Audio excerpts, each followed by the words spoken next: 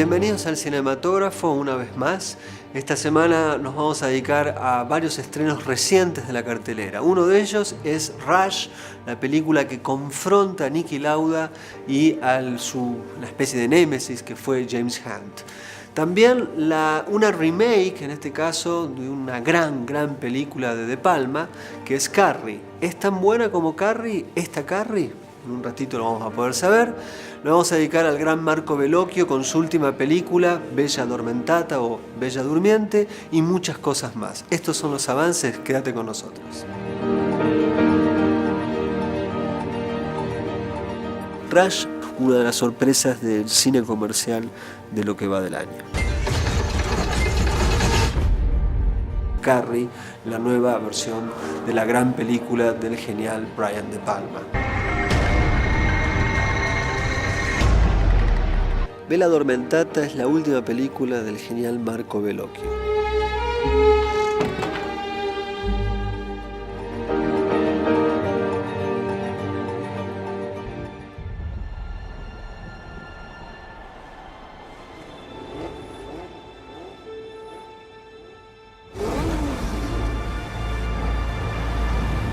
It's Niki Lauda. He's just been signed by Ferrari. But he's a nobody. Look at the way he's driving, like an old man. Right now, with zero incentive, why would I drive fast? Because I'm asking you to.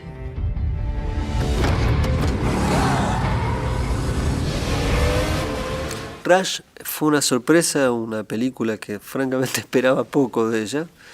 Y me encontré con una película que es mucho más que una película deportiva, una película vinculada a la Fórmula 1, sino que por detrás hay una suerte de tensión, llamémosle existencial, una película que indirectamente reflexiona sobre una de las cosas, una de las fuerzas que en algún sentido definen nuestra vida, que es lo que en ciertos sectores o en cierta teoría se denomina la pulsión de muerte.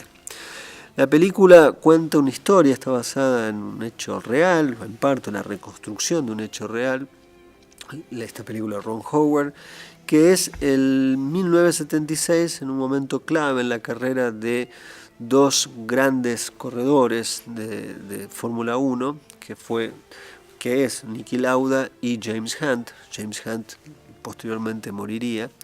Que es esta rivalidad, casi una rivalidad necesaria, uno no puede coexistir sin el otro, en el cual se pone en juego quién es el que va a ser campeón del mundo Fórmula 1. McLaren versus Ferrari, esta es la disyuntiva, las marcas en contraposición o antagónicas, y dos características totalmente distintas a la hora de conducir y entender el deporte.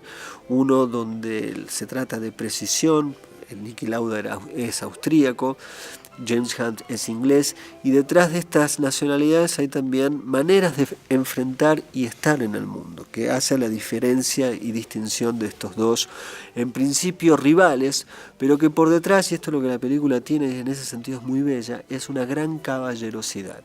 La película además, las escenas que, si a uno no le gusta la Fórmula 1, es impresionante cómo se adquiere la experiencia del manejo y del riesgo, y en eso la película funciona muy bien, de tal modo que le da un plus al espectador, que no es mucho más interesante ver la película que cuando vemos o se ven carreras en la televisión, sea de Fórmula 1 o de lo que fuera. La similitud que tienen los actores que interpretan tanto a Lauda como James Hunt es notable en ese sentido.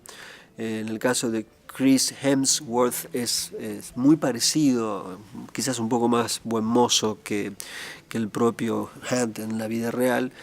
Y en el caso de Niki Lauda, que es el alemán Daniel Brühl, que lo habíamos visto en Goodbye Lenin, es incluso aún más notable.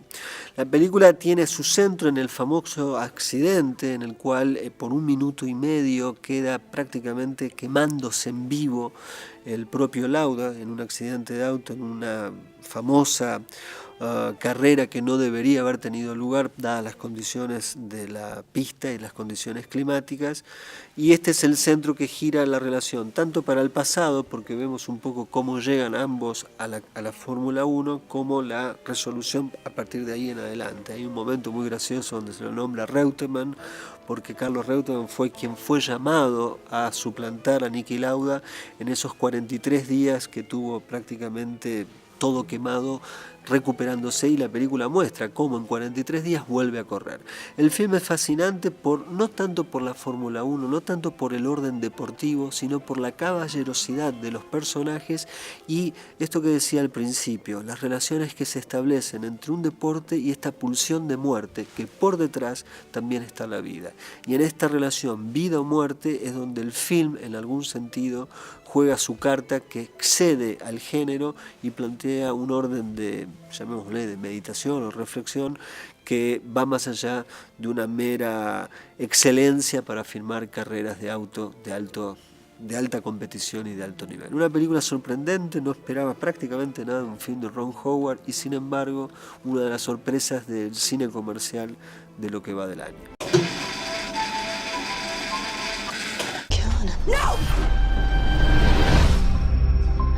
Prom is next week.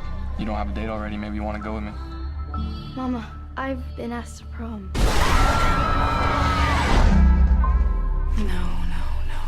They're gonna laugh at you. They're all gonna... Hace prácticamente 15 años atrás se estrenaba una película de Kimberly Peirce que era Los muchachos no lloran. Una película que trataba sobre las nuevas identidades sexuales. Si uno recuerda esa película indie, arriesgada, y ve esta película dirigida por la misma persona, uno puede sacar, la primera conclusión es que esta directora tiene al menos una suerte de identidad múltiple. No tiene absolutamente nada que ver aquella película con Carrie, la nueva versión de la gran película del genial Brian De Palma.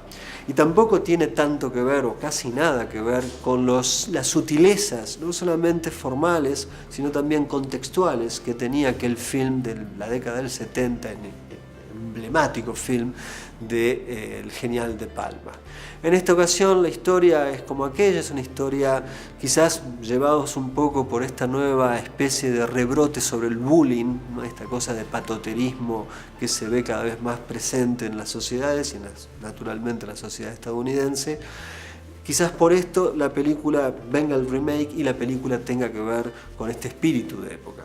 Es una jovencita que vive con una madre que está absolutamente loca, una suerte de fanática religiosa, donde la represión está al orden del día en todos sus órdenes.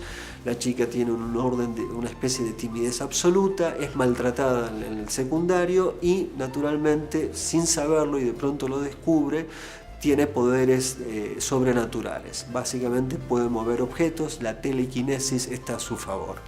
Y de ese modo se va a defender de la maldad de sus compañeros en este film que opta por un momento ser absolutamente sensacionalista, pierde la dimensión sociológica del film y formalmente no tiene ningún tipo de trabajo ni siquiera de reconstrucción de las decisiones formales del genial De Palma, y termina siendo una suerte de videoclip sin sociología, con una especie de gran explosión de los últimos 20-25 minutos de sangre, donde la película no va ni para un lado ni para el otro y termina siendo un cocoliche y una especie de mezcla de cuestiones que no funciona bajo ningún punto de vista. Literalmente, desde mi punto de vista, una vergüenza.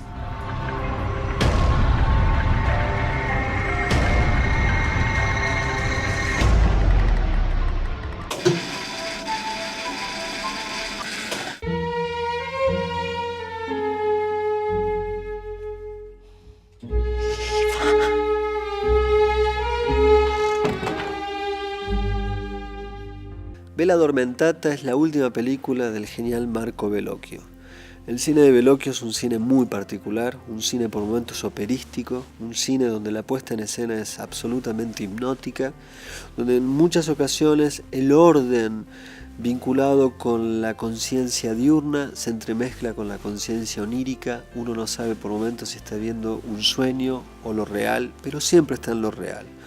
En las películas de Bellocchio, La sonrisa de mi madre, recientemente pudimos ver en Vincere, una película clave en la cinematografía de Bellocchio, o Buenas noches, Día, sobre el caso Moro. Son películas que todas tienen que ver con Italia, todas hablan de lo que sucede en Italia, pero al mismo tiempo una de las características de Bellocchio es que nunca nos dicen qué debemos pensar sobre Italia. Nos muestra algo, pone elementos en conjunción, pero nunca dice usted piense sobre esta cuestión. Siempre aparece el orden psicoanalítico, siempre aparece el orden marxista, siempre aparece la disputa con lo teológico. Son las obsesiones de este director que en todas sus películas se repite, y en este caso no es la excepción. En esta ocasión Bellocchio toma un delicado riesgo, que es hablar sobre la eutanasia. Como decía hace un rato, lo hace a partir no de un punto de vista que nos dice esto usted tiene que pensar, sino que presenta ópticas, perspectivas sobre la experiencia en sí a través de 3 historias que se entrelacionan entre sí y que giran en torno a una historia que sucedió cuando el padre de Luana, que estaba hace 17 años en coma, el padre decide darle fin a su vida. Esto fue una gran conmoción en Italia en su momento, fue algo que terminó siendo parte de un problema político para el propio Berlusconi y la derecha italiana. Se jugaban muchas cuestiones, no solamente de orden teológico, sino también jurídico. La posibilidad de desconectar o no a una persona que estaba en una suerte de vida vegetativa. Y esto es lo que la película juega, este es el orden que juega, a partir de 3 espejos. Uno de ellos, una chica que está en estado de coma, y su madre, una actriz que ha dejado prácticamente de lado su carrera, simplemente acompaña, cree y tiene fundamentalmente fe. Es el orden de la teología quien está representado en ese personaje. Ese personaje además está interpretado por Isabelle Huppert. Por otro lado, hay un caso de un político, miembro del partido de Berlusconi, que tiene que tomar decisión, entre otras cosas, de si vota a favor o no de la ley. Él, en su fuero íntimo, cree que tiene que hacerlo, fundamentalmente porque en otro tiempo dio muerte a su propia mujer, y tiene a su hija que está en contra de esta decisión. Y en tercer lugar, hay una adicta en la película que pretende terminar con su vida, y un médico que trabaja en un hospital atestado de gente, que también es indirectamente un señalamiento sobre la Italia contemporánea, entiende o quiere o desea y se compromete en tratar de cuidarla y eventualmente que pierda esa necesidad de matarse. Este es el universo, estos son los personajes en función de un universo de ficción vinculado con un caso concreto. Esto es los materiales con los que trabaja narrativamente Bellocchio. Queda claro que los materiales con los que trabaja Bellocchio le permite de algún modo plantear a través de una puesta en escena que por momentos hace que lo que estamos viendo sea relativamente confuso, pero es adrede, y en esa confusión lo que no permite a través de la puesta en escena es que uno inmediatamente identifique qué posición es la suya. Esto es muy interesante cómo funciona la película, y me parece que es una de las virtudes. Por otro lado, hay escenas inolvidables. Hay una que sucede en un hospital, donde el trabajo sobre la gente que interactúa en ese espacio, el uso de la música, demuestra una vez más que Bellocchio es uno de los grandes directores del cine contemporáneo italiano. Un maestro, un tema que es muy difícil como el de la eutanasia, una manera de acercarse al problema donde lo que uno debe pensar está dado o precipitado a partir de la organización de los materiales, lo que no significa que Bellocchio tenga un punto de vista preciso. Gran película, Bella Addormentata, del gran realizador italiano Marco Bellocchio.